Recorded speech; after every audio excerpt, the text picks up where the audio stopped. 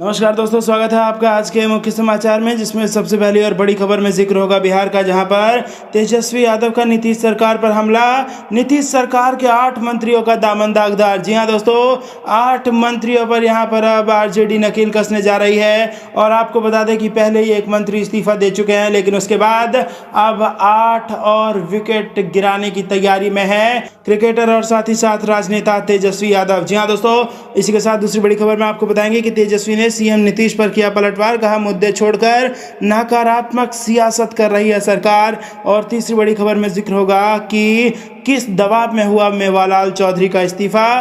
क्या नीतीश के काम में बढ़ेगा भाजपा का दखल। जी हाँ दोस्तों, बड़का भैया बनना इस वक्त नीतीश कुमार के लिए मुश्किल पड़ सकता है और कहीं ना कहीं नीतीश कुमार के काम में भाजपा दखल देने वाली है। और इसकी आहट मेवालाल चौधरी के इस्तीफे के साथ हो चुकी है। हर एक खबर की गहराई में आपको ले जाएंगे दोस्तों, लेकिन उससे पहले अगर आपको भी ऐसा लगता है कि बिहार की यह सरकार टिकनी मुश्किल है, तो आप अभी इस वीडियो को लाइक कीजिए और इस लाल बटन को दबा के इस चैनल को फ्री में सब्सक्राइब करके घंटी बजाकर कमेंट में लिखिए जय हिंद। दोस्तों, करते तमाम बड़ी खबरों की तरफ। तेजस्वी यादव का हमला, नीतीश सरकार के 8 मंत्रियों का दामन दागदार। जी हां दोस्तों, राष्ट्रीय जनता दल के नेता तेजस्वी प्रसाद यादव ने मंत्रियों के दागदार दामन को लेकर शनिवार को एक बार फिर सरकार पर हमला बोला। अपने ट्वीट में उन्होंने आरोप लगाया कि नीतीश कुमार जी के 14 में से 8 मंत्रियों पर आपराधिक मामले दर्ज हैं। तेजस्वी ने आरोप लगाया कि बदलाव के जनादेश के विपरीत यह सरकार बनी है। इसके बनते ही नीतीश जी ने रोजी रोटी, नौकरी, समान काम समान वेतन, कृषि ऋण माफी, बिजली दर कम करना,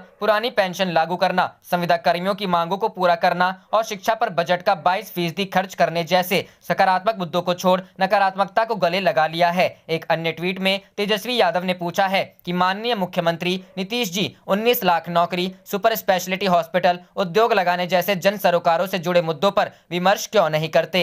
रुक करते हैं अगली खबर की तरफ। तेजस्वी ने सीएम नीतीश पर किया पलटवार। कहा, मुद्दे छोड़ नकारात्मक सियासत कर रही सरकार। जी हां दोस्तों, बिहार में आज जेडीयू ने प्रेस कॉन्फ्रेंस कर तेजस्वी यादव पर जमकर हमला किया है। इसके बाद तेजस्वी यादव ने भी नीतीश सरकार पर हमला किया है। उन्होंने कहा कि नीतीश कुमार के 14 में से 8 मंत्रियों पर गंभीर आपराधिक मामले दर्ज हैं। खबरदार अगर कोई नैतिकता, सुशासन और लोकलाज की बात करेगा। उन्होंने कहा कि बदलाव के जनादेश के विपरीत अनैतिक सरकार बनाते ही नीतीश जी ने रोजी रोटी, नौकरी, समान काम समान वेतन, कृषि ऋण माफी, बिजली दर कम करना, पुरानी पेंशन लागू करना, संविदा कर्मियों की मांगों को पूर्ण करना और शिक्षा पर बजट का 22% खर्च करने जैसे सकारात्मक मुद्दों को छोड़ नकारात्मक को गले लगा लिया है। इससे पहले जेडीयू की तेजस्वी यादव पर प्रतिक्रिया को लेकर कांग्रेस भड़की हुई नजर आई। कांग्रेस प्रवक्ता राजेश राठौड़ ने कहा कि जेडीयू सही कह रही है, हमें भ्रष्टाचार पर बोलने का अधिकार नहीं है। बीजेपी और जेडीयू को भ्रष्टाचार करने का अधिकार है। कितने विभागों में भ्रष्टाचार के मामले सामने आए हैं, जिस पर शिक्षा मंत्रालय में गड़बड़ी का आरोप, उसे शिक्षा मंत्री बना दिया। वहीं जेडीयू की तरह बीजेपी ने भी तेजस्वी यादव को घेरा। बीजेपी ने तेजस्वी यादव को नैतिकता का पालन करने की सलाह दी है। बीजेपी प्रवक्ता अरविंद सिंह ने कहा कि तेजस्वी यादव को विपक्ष के नेता का पद नहीं लेना चाहिए। राबड़ी देवी को भी नैतिकता के आधार पर पद का त्याग करना चाहिए। रुख करते हैं अगली खबर की तरफ। इस दबाव में हुआ मेवालाल चौधरी का इस्तीफा।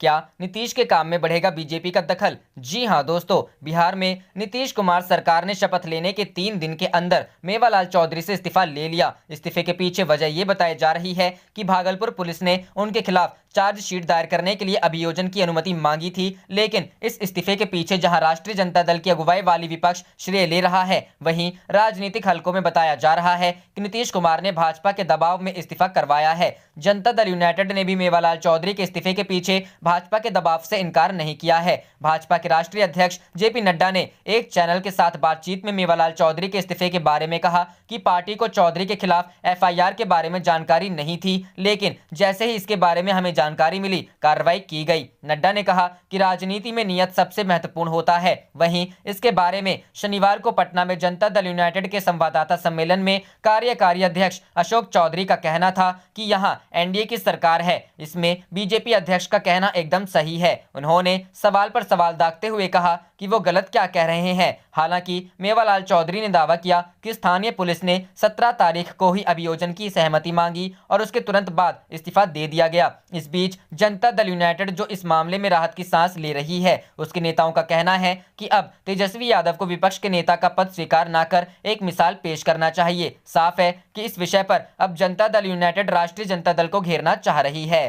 करते हैं अगली खबर की तरफ। जम्मू कश्मीर को बीजेपी सरकार ने बना दिया है खुली जेल, किया जा रहा अधिकारों का हनन, महबूबा मुफ्ती। जी हां दोस्तों, पीपुल्स डेमोक्रेटिक पार्टी प्रमुख महबूबा मुफ्ती ने कहा, केंद्र की बीजेपी सरकार ने जम्मू कश्मीर को खुली जेल बना दिया है। उन्होंने कहा कि राज्य में रेत माफिया खुलेआम खनन कर रहे हैं और राज्य के संसाधनों की लूट हो रही है, लेकिन भारत सरकार सिवाय हमारे अधिकारों का उल्लंघन करने के कुछ नहीं कर पा रही है। महबूबा मुफ्ती शनिवार को रामबियारा नाले का दौरा करने जा रही थी, लेकिन स्थानीय प्रशासन ने उन्हें वहां से जाने से रोक दिया। महबूबा ने इस बारे में एक वीडियो शेयर करते हुए लिखा, मुझे रामबियारा नाला जाने से रोक दिया गया। यहां गैर कानूनी टेंडर के जरिए बाहरी लोगों द्वारा रेत का खनन किया जा रहा है और स्थानीय लोगों को वहां जाने से रोका जा रहा है। हमारी जमीन और संसाधनों की लूट की जा रही है। यह हमारे अधिकारों का हनन है। एक और ट्वीट में महबूबा मुफ्ती ने कहा कि क्या यही है नए कश्मीर का आइडिया? दिन दहाड़े रेत माफिया लूट कर रहे हैं और सरकार खामोश है। एक नेता के नाते मेरी जिम्मेदारी है कि मैं इस मुद्दे को उठाऊं, लेकिन बीजेपी दुस्साहसपूर्ण तरीके से मेरे आवागमन पर पाबंदी लगा रही है। महबूबा मुफ्ती को हाल ही में साल भर से ज्यादा की नजरबंदी के बाद रिहा किया गया है। इसके बाद उन्होंने people's alliance for Gupkar declaration बनाया है। इसमें पीडीपी के अलावा national conference, people's conference, CPM और दूसरे दल शामिल हैं। अलायंस ने जिला विकास परिषद के चुनावों में हिस्सा लेने का ऐलान किया है। रुख करते हैं अगली खबर की तरफ। जेडीयू ने लव जिहाद पर गिरिराज सिंह के बयान से किया किनारा। भाजपा नेता ने बिहार में कानून बनाने की मांग की थी। जी हां दोस्तों, बिहार में सत्तारूढ़ जेडीयू ने लव जिहाद पर भाजपा नेता और सांसद गिरिराज सिंह के बयान से किनारा कर लिया है। बीजेपी नेता गिरिराज सिंह ने बिहार में लव जिहाद पर कानून बनाने की मांग की थी। गिरिराज सिंह के बयान पर जनता दल यूनाइटेड ने शनिवार को मीडिया से कहा कि ऐसे बयान पर आप लोग चर्चा मत करिए। केंद्रीय मंत्री गिरिराज सिंह ने कहा कि बिहार सरकार को भी मध्य प्रदेश की तरह कानून लाना चाहिए। जेडीयू की बिहार इकाई के अध्यक्ष वशिष्ठ नारायण सिंह ने दो टूक कहा कि ऐसे बयानों पर आप लोग चर्चा मत करिए। कभी ऐसा बयान आता है तो इसका ये मतलब नहीं कि आप इसे सुर्खियां बना दे। पटना में पार्टी कार्यालय में आयोजित संवाददाता सम्मेलन में वशिष्ठ नारायण सिंह गिरिराज सिंह की मांगों से सहमत नहीं दिखे। उन्होंने साफ साफ कहा कि ऐसे बयानों का उनकी पार्टी संज्ञान भी नहीं लेती। जनता दल यूनाइटेड ने गिरिराज सिंह के बयानों से पल्ला झाड़ने के साथ संकेत दिया है कि भविष्य में भी विवादास्पद मुद्दों पर पार्टी भाजपा से अलग रहना चाहती है। हालांकि ये कोई पहली बार नहीं है कि जनता दल यूनाइटेड ने केंद्रीय मंत्री गिरिराज सिंह के बयानों से किनारा किया है। पार्टी का स्पष्ट मानना है कि केंद्रीय मंत्री रहने के बावजूद गिरिराज सिंह जैसे विवादास्पद बयान देते हैं, उससे बिहार की राजनीति में एनडीए को आखिरकार नुकसान उठाना पड़ता है। गिरिराज सिंह विधानसभा चुनाव में भी अपने संसदीय क्षेत्र में कोई खास एनडीए उम्मीदवारों को जिताने में कामयाब नहीं रहे हैं।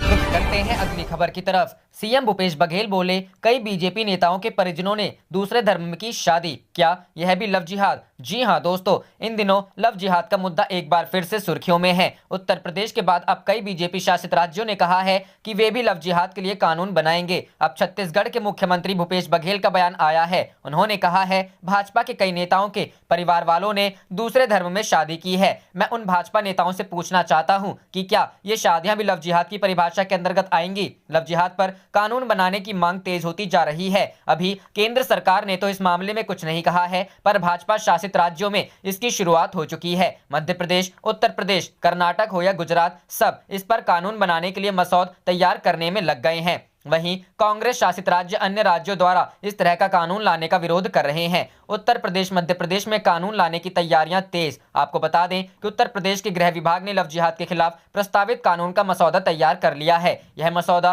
परीक्षण के लिए विधायी विभाग को भेज दिया गया है। इसे संभवतः अगली कैबिनेट बैठक में पेश किया जा सकता है। विभाग ने कानून का जो मसौदा तैयार किया है उसमें लव जिहाद शब्द का जिक्र नहीं है। इसे गैर कानूनी धर्मांतरण निरोधक बिल कहा जा रहा है। राजनीतिक चर्चाओं में लव जिहाद कहे जाने वाले मामले को ही गैर कानूनी धर्मांतरण माना जाएगा और ऐसे मामले में दोषी पाए जाने पर 5 से 10 साल की सजा का प्रावधान किया जा सकता है। मध्य प्रदेश सरकार ने अपने प्रस्तावित बिल में 5 साल की सजा का प्रावधान किया है। देश के अन्य राज्य भी इस तरह का कानून बनाने की तैयारी में हैं। आम बोलचाल में लव जिहाद कहे जाने वाले मामलों में बहला फुसलाकर, झूठ बोलकर या जबरन धर्मांतरण कराते हुए अंतर धार्मिक विवाह किए जाने की घटनाओं को शामिल किया जाता है। प्रस्तावित कानून सभी धर्मों के लोगों पर समान रूप से लागू होगा।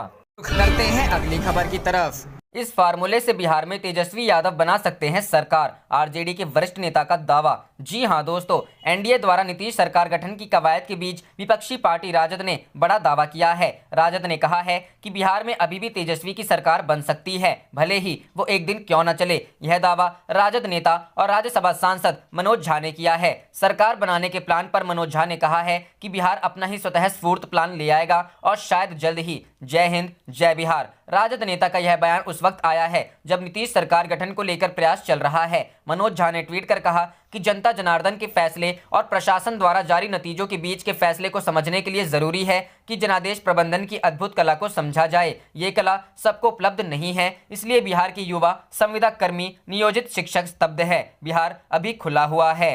आप देख रहे थे आपका अपना चैनल जय हिंद, जय भारत।